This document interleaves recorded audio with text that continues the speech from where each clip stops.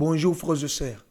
Dans ce témoignage bouleversant, nous découvrons l'histoire d'une femme qui a été liée pendant des années au monde occulte, à la prostitution, au mari des nuits et à la sirène des eaux. Une vie marquée par la souffrance, la captivité, la manipulation spirituelle, jusqu'au jour où la puissance de Jésus-Christ l'a délivrée. Ce message n'est pas une histoire simple.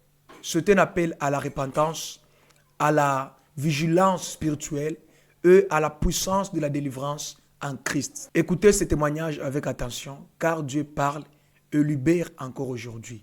Suivons la vidéo. La servante Émilienne Grâce Bia, épouse Yam Goyondi. Mon témoignage, j'étais possédée par la sirène des eaux, sorcière inconsciente. J'étais prostituée VIP, pas des prostituées au trottoir. Par le complexe de jeunes filles, je me sentais un peu trop démunie. Je voulais exceller dans le jargon des jeunes filles, un peu trop à la mode. Mais inconsciemment, je ne savais pas que j'étais en train d'ouvrir une porte à la sirène des eaux de s'installer dans ma vie. J'ai commencé par installer une chevrière, des chaînes qu'on met aux pieds. Et quelques temps après, j'ai mis la seconde. Donc mes deux pieds étaient avec des chevrières. Et sans m'en rendre compte que j'étais en train de tisser déjà une alliance avec la sirène des eaux.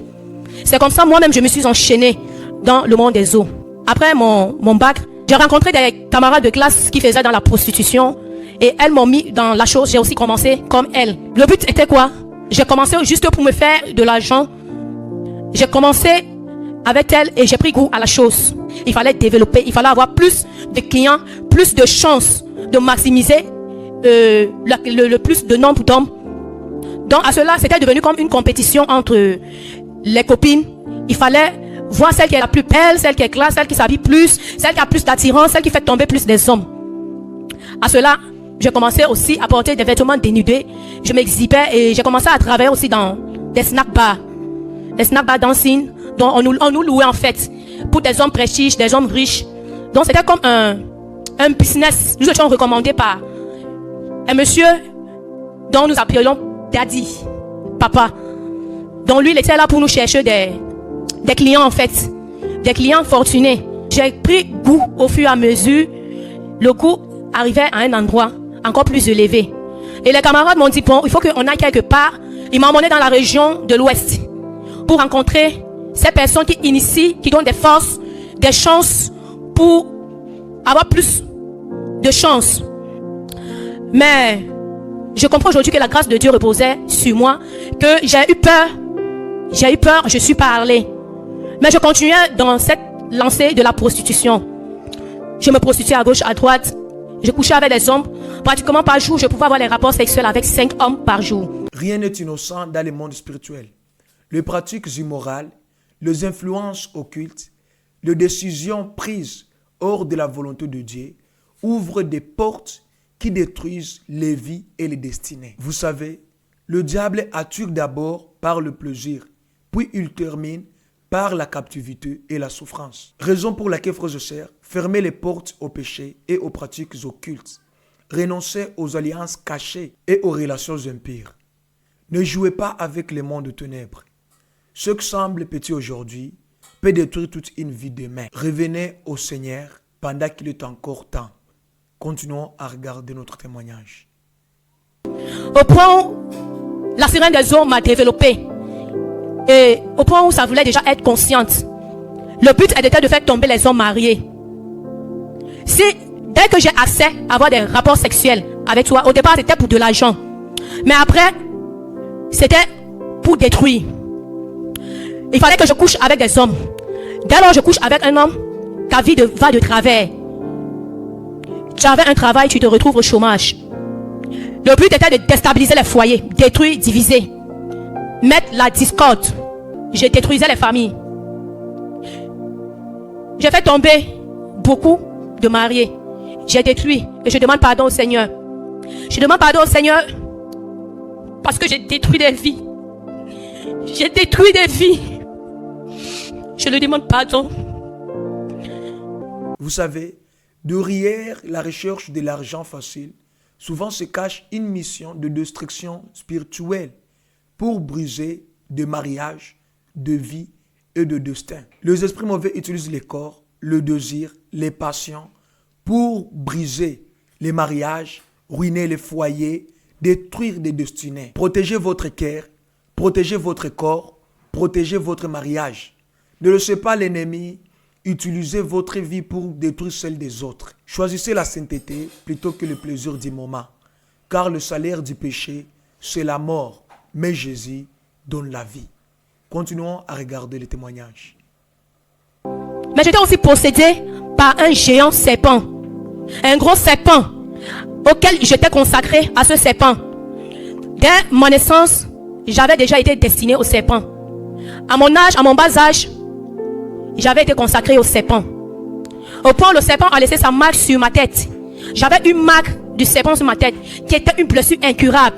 Une blessure qui ne guérissait pas partout dans les hôpitaux depuis toute petite. Cette blessure dégageait des odeurs. Elle était nauséabonde. Je ne pouvais pas rester à côté des personnes. J'allais beau mettre des parfums. Beau, on allait voir cette belle femme agréable. Tout, mais qui empestait des odeurs. Mais après, l'une de mes copines m'ont dit, nous allons aller dans un endroit, nous allons nous faire tatouer des serpents. Et le lieu où j'ai choisi pour me faire le tatouage n'était pas bon. Mais le Seigneur, par sa grâce, m'en a empêché. Je n'ai pas pu faire ce tatouage. Et le tatouage devait être situé au niveau de ma partie intime, le serpent. Parce que c'est ce que le féticheur, le marabout qui nous avait conseillé de faire ce tatouage. Et c'est lui qui devait faire ce tatouage. Mais je n'ai pas pu. Par la peur, je n'ai pas pu. J'ai reporté pour un autre rendez-vous.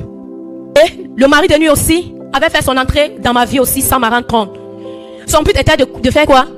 Toute personne qui s'abordait à moi, le but était de les éloigner de moi. Je ne pouvais pas me marier. Je ne pouvais pas avoir la vie stable. Je ne pouvais pas avoir la joie. On allait voir cette jeune fille. On a l'impression qu'elle est épanouie. Mais en l'intérieur, je souffrais. Il venait comme si j'étais sa propriété. Jour comme la nuit, je ne pourrais dire non. Il avait possession de moi. J'ai retourné, j'ai continué ma vie. On peut paraître beau, fort et respecté extérieurement tout en étant brisé intérieurement. Vous savez mes frères et sœurs, beaucoup vivent dans de chaînes spirituelles tout en souriant en public. Le monde n'offre qu'une illusion de bonheur. C'est pourquoi n'enviez pas les gens que vous voyez briller extérieurement. Cherchez la vraie paix en Jésus-Christ. Si tu souffres en secret, ne reste pas silencieux.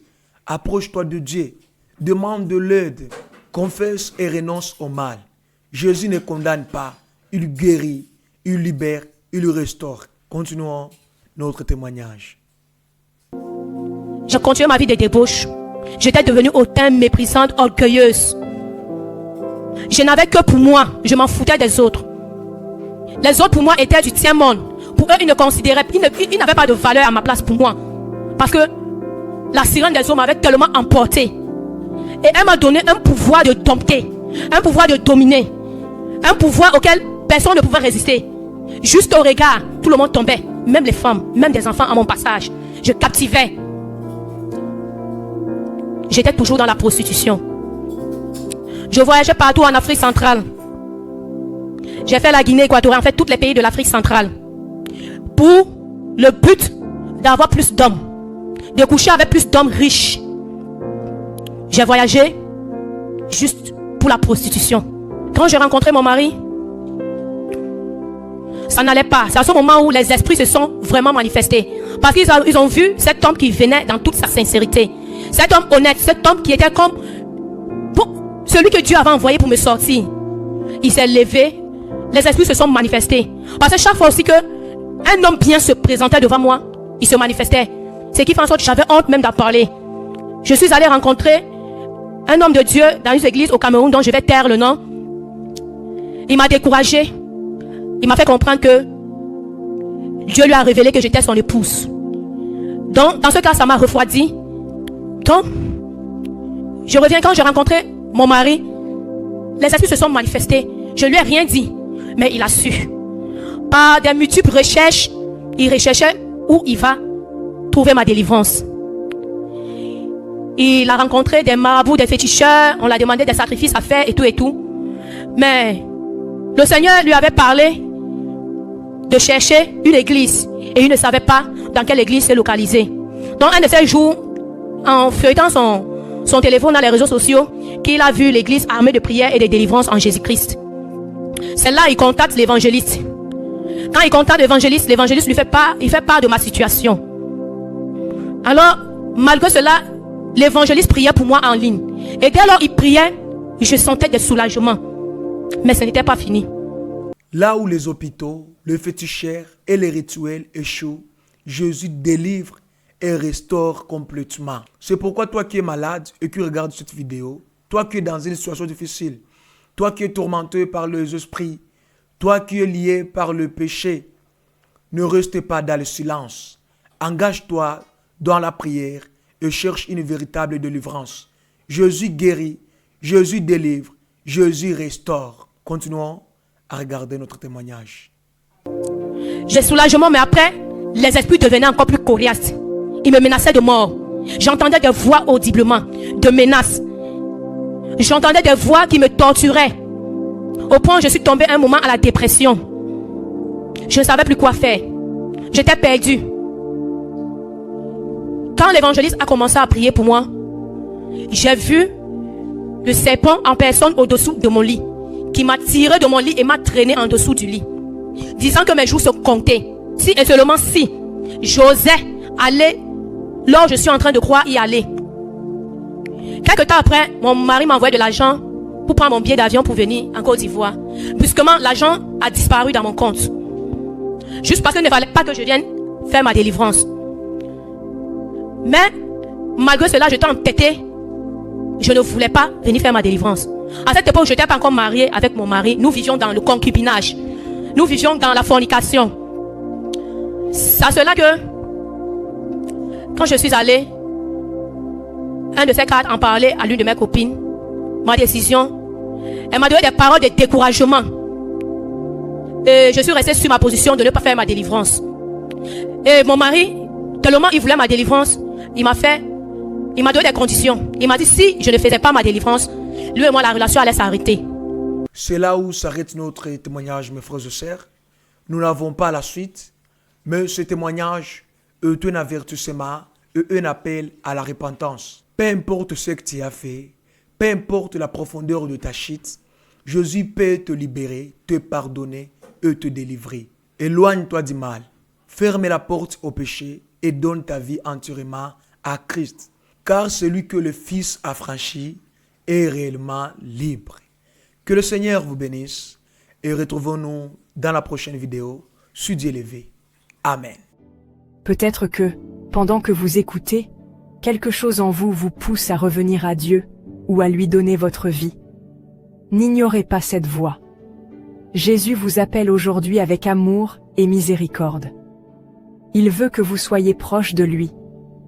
Il veut vous guérir, vous restaurer, vous pardonner et marcher avec vous tous les jours de votre vie. Alors si tel est le cas, faisons ensemble cette prière. Dites Seigneur Jésus, je reconnais que je suis pécheur et que j'ai besoin de ton pardon. Merci d'avoir donné ta vie pour moi à la croix. Aujourd'hui, je viens à toi de tout mon cœur. Je me repens de mes péchés. Viens dans ma vie, sois mon Sauveur et mon Seigneur. Je te donne mon cœur, ma volonté, ma vie entière. Remplis-moi de ton Saint-Esprit et guide-moi dans ta vérité.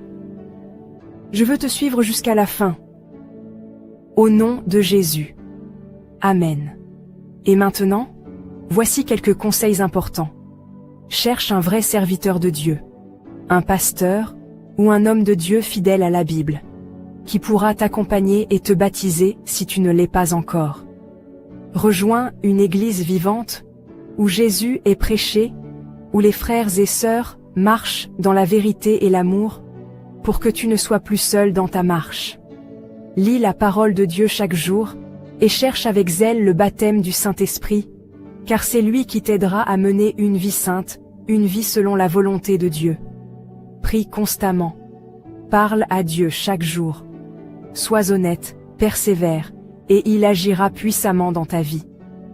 Souviens-toi, Jésus revient très bientôt. Prépare ton cœur, marche dans la sainteté, et ne regarde plus en arrière. Si tu as fait cette prière, envoie un message, commente ou parle à quelqu'un de confiance. Tu n'es plus seul. Bienvenue dans la famille de Dieu. Merci de vous abonner à notre chaîne, de liker et de partager nos contenus. Cela nous aide grandement à propager l'Évangile et à toucher plus de vies pour Christ.